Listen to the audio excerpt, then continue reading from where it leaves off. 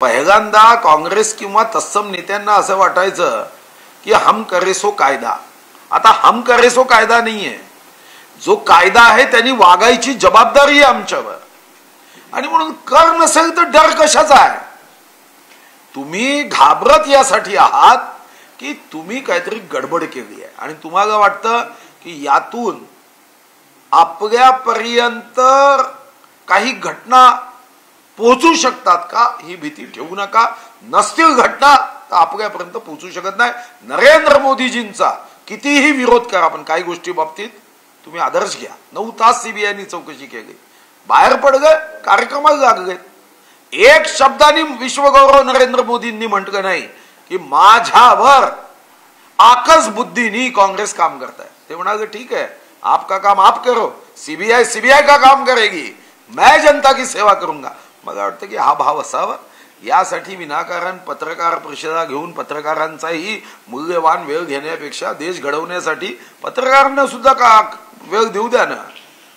शरद पवार म्हणतायत की देवेंद्र फडणवीस यांना हा निकाल सगळा माहिती असेल, त्यामुळे अशा पद्धतीने बोलतायत. नाही, कशाबद्दल?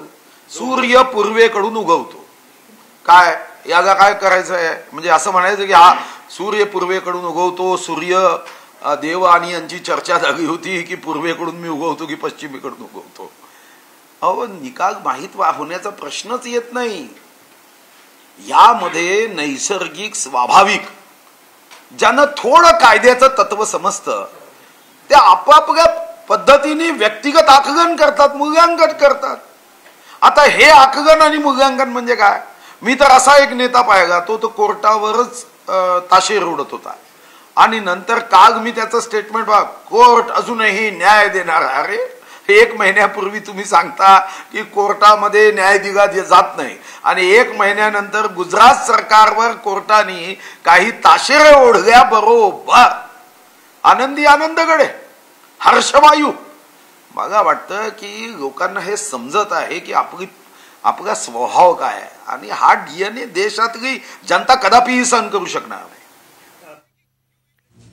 या क्षणाची मोठी बातमी समोर येते तर कशा